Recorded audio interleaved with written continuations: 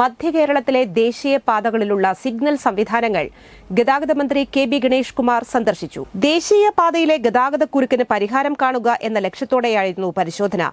ജനപ്രതിനിധികളും ഉദ്യോഗസ്ഥരും മന്ത്രിയോടൊപ്പം ഉണ്ടായിരുന്നു. ഗതാഗതക്കുരുക്ക് മൂലം കെഎസ്ആർടിസി ബസ്സുകളുടെയും സ്വകാര്യ വാഹനങ്ങളുടെയും നല്ലൊരു പങ്ക് ദേശീയപാതയിൽ സമയം നഷ്ടപ്പെടുത്തുന്നതായി നിരന്തരം പരാതി ഉയരുന്ന സാഹചര്യത്തിലാണ് ഇതിന് പരിഹാരം കണ്ടെത്താൻ മന്ത്രി ഗണേഷ് കുമാർ തീരുമാനിച്ചത്.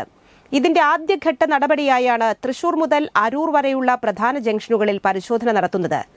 ചാലക്കുടി പാപ്പാളി ജംഗ്ഷനിൽ നിന്നും രാവിലെ പരിശോധന ആരംഭിച്ചു. തുടർന്ന് പോട്ട സിഗ്നൽ ജംഗ്ഷനിൽ പരിശോധന നടത്തിയ ശേഷം ചാലക്കുടി കെഎസ്ആർടിസി ബസ് സ്റ്റാൻഡും മന്ത്രി സന്ദർശിച്ചു. ഗതാഗതക്കുരുക്കിന് പരിഹാരം കാണാൻ പ്രാഥമിക പദ്ധതി തയ്യാറാക്കിയിട്ടുണ്ട്. ജനപ്രതിനിധികളുടെയും ഉദ്യോഗസ്ഥരുടെയും അഭിപ്രായങ്ങൾ കൂടി കണക്കിലെടുത്തു മാത്രമേ ഇത് നടപ്പാക്കൂ എന്നും മന്ത്രി പറഞ്ഞു. ചാലക്കുടിയിൽ നിന്നും മന്ത്രി നേരെ പോയത് എറണാകുളം ജില്ലയിൽ ഉൾപ്പെടുന്ന കരയാമ്പറമ്പ് ജംഗ്ഷനിലേക്കാണ്. മോട്ടോർ വാഹന വകുപ്പ് ഉദ്യോഗസ്ഥരും പോലീസ് ഉദ്യോഗസ്ഥരും ദേശീയപാത അതോറിറ്റി ഉദ്യോഗസ്ഥരും അതത് സ്ഥലങ്ങളിലെ എംഎൽഎമാരും തദ്ദേശ സ്വയംഭരണ സ്ഥാപനങ്ങളുടെ പ്രതിനിധികളും മന്ത്രിയോടൊപ്പം ഉണ്ടായിരുന്നു.